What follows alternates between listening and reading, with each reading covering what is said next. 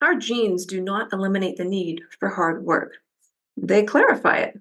They tell us what to work hard on. Once we realize our strengths, we know where to spend our time and energy. We know which types of opportunities to look for and which types of challenges to avoid. The better we understand our nature, the better our strategy can be. That's the truth about talent. We are ramping things up on Atomic Habits, James Clear's best-selling book. I'm Diane Planet, and this is Flourish and How to Live a More Inspired Life. You feel like you've lost the genetic lottery? You know what? There's something inside of you. There's something, you have a natural talent, have some uniqueness. There is no one else like you. No one. Never has been, never will be again. So this is why this is so golden, because that talent is inside of you. Sometimes genes matter, but sometimes they don't. What's the secret? Well, he says the secret to maximizing your odds of success is to choose the right field of competition. This is just as true with habit change as it is with sports and business. Habits are easier to perform and more satisfying to stick with when they align with your natural inclinations and abilities. Not everybody's Michael Phelps, right? Embracing this strategy requires the acceptance of the simple truth that people are born with different abilities. Some people don't like to discuss this fact. On the surface, your genes may seem to be fixed, and it's no fun to talk about things that you cannot control. Plus, phrases like biological determinism make it sound like certain individuals are destined for success and others doomed for failure. But this is a short-sighted view of the influence of genes on behavior. And when I mentioned Michael Phelps, a famous Olympian swimmer, he genetically was destined to swim. He has the perfect body type. You don't have to have the perfect body type to win at the game of life for you. Not everyone's built to be a swimmer, if you know what I mean.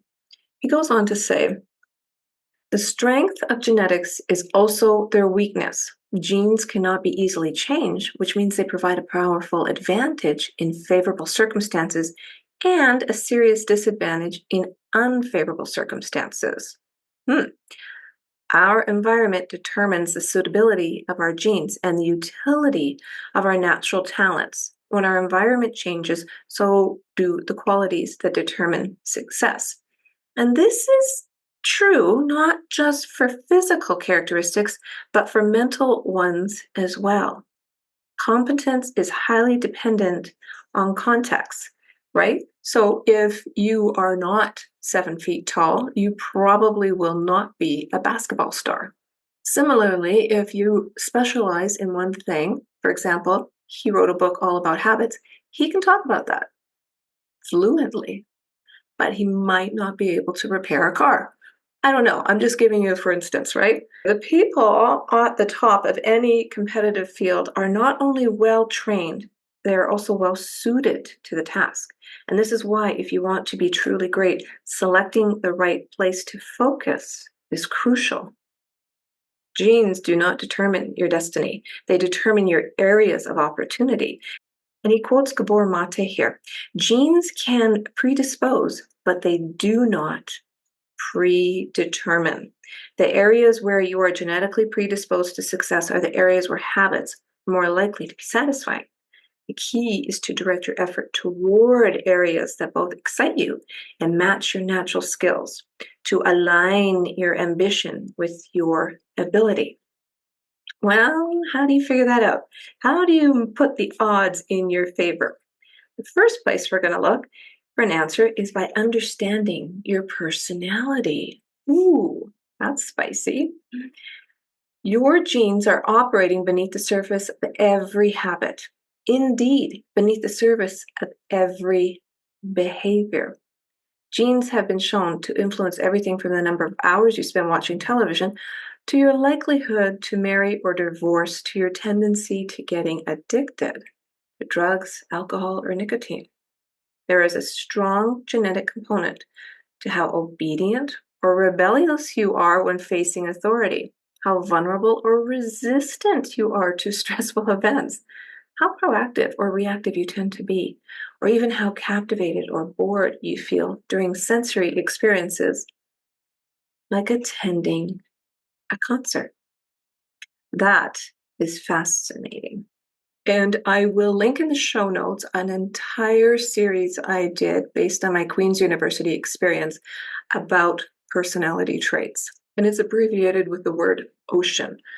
O for openness, C, conscientiousness, extroversion, agreeableness, and neuroticism. Bundled together, your unique cluster of genetic traits predispose you to a particular personality. Your personality is the set of characteristics that is consistent from situation to situation. Our habits are not solely determined by our personalities, but there's no doubt that our genes nudge us in a certain direction. Our deeply rooted preferences make certain behaviors easier for some people than others. You don't have to apologize for these differences or feel guilty about them, but you do have to work with them. A person who scores lower on conscientiousness, for example, will be less likely to be orderly by nature and may need to rely more heavily on an environment design to stick with good habits. Yes, we did a whole chapter on environment design. You should build habits that work for your personality. Tailoring your habits to your personality is a good start. But how do we do this?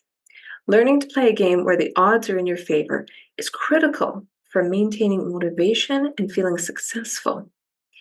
In theory, you can enjoy almost anything. In practice, you're more likely to enjoy the things that come easily to you. People who are talented in a particular area tend to be more competent at that task and then praised for doing a good job. They stay energized because they're making progress where others have failed. And because they get rewarded with better pay and bigger opportunities, which not only makes them happier, but also propels them to produce even higher quality work. It's a virtuous cycle. I like that. Pick the right habit and progress is easy. Pick the wrong habit and life is a struggle. And I would interject there that if you have a hobby and you're really good at it, make sure you can still make a living at it because your skill set might be more than that hobby. If you like decorating, how are you going to make a living doing that?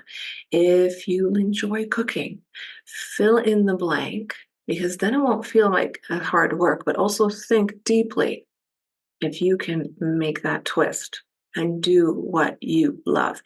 And remember last week we talked about instant gratification? No, this is delayed gratification. This is a work in progress. So, what makes you unique? What is it in the big picture? He says when a habit is easy, you're more likely to be successful. When you're successful, you're more likely to feel satisfied. However, there's another level to consider. In the long run, if you continue to advance and improve, any area can become challenging. At some point, you need to make sure you're playing the right game for your skill set. How do you figure it out? Well, the most common is trial and error. But he says research a broad range of ideas and cast a wide net. Process of elimination, right? After this initial period of exploration, shift your focus to the best solution you found, but keep experimenting occasionally. The proper balance depends on whether you're winning or losing. If you are currently winning, you exploit, exploit, exploit. If you're currently losing, you continue to explore, explore, explore. In the long run, it is probably most effective to work on a strategy that seems to deliver the best results about 80 to 90% of the time and keep exploring with the remaining 10 to 20%. And he gives us a few questions you can ask yourself. What feels like fun to me, but work to others? The work that hurts you less than it hurts others is the work you were made to do. Mhm. Number two, what makes me lose track of time? Flow is the mental state you enter when you are so focused on the task at hand that the rest of the world fades away. Third question, where do I get greater returns than the average person? We're continually comparing ourselves to those around us, and behavior is more likely to be satisfying when the comparison is in our favor. And the fourth question, what comes naturally to me? just for a moment. Ignore what you've been taught. Ignore what society has told you. Ignore what others expect of you. Look inside yourself and ask, what feels natural to me? When have I felt alive? When have I felt like the real me? No internal judgments or people pleasing. No second guessing or self criticism, just feelings of engagement and enjoyment. Whenever you feel authentic and genuine, you are headed in the right direction. You are headed in the right direction. Ah, that's nice. And he does touch briefly on the fact that there's a lot of luck involved sometimes. Being in the right place at the right time, being prepared when the opportunity shows up. So if you're worried about the genetic lottery, do not lose hope. We all have limited time on this planet, and the truly great among us are the ones who not only work hard, but also have the good fortune to be exposed to opportunities that favor us. So don't leave it up to luck. If you can't find a game where the odds are stacked in your favor, create one. When you can't win by being better, you can win by being different.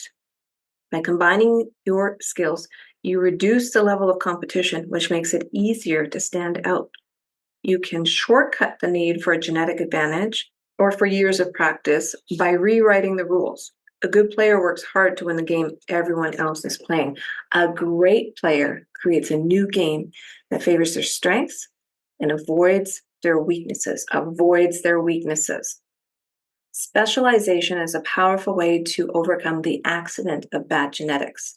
The more you master a specific skill, the harder it becomes for others to compete with you. Even if you're not the most naturally gifted, you can often win by being the best in a very narrow category. If you can find a more favorable environment, you can transform the situation from one where the odds are against you to ones where they are in your favor. You still have to do the work, but maybe as a child you really enjoyed doing something. And as time evolved and work happened, life happened, you let that go. Are you writing a memoir? Do you really love swimming? Did you always want to be a teacher? Fill in the blank. Think about it. Think about it deeply and explore, try different things. When my son was growing up, he didn't like team sports. He played them all, he tried them, he explored, but he didn't like team sports. It wasn't until he got to university that he finally embraced team sports. Of course, it was Quidditch, so I'm not sure that's official, but we'll see. So the genetic lottery, you think you've lost it. Well, he says, until you work as hard as those you admire, don't explain away their success as luck. One of the best ways to ensure habits remain satisfying over the long run is to pick behaviors that align with your personality and skills. Work hard on the things that come easy. Wow. Well, if you like the show, share it with somebody you know. And I'm going to put the playlist up here so you can circle back and focus on what those habit changes are. Do you need to change your environment? Do you need to focus on the 2-minute rule? Do you need accountability? Set up a calendar. Next episode is my favorite rule of all, the Goldilocks rule. I'll see you then.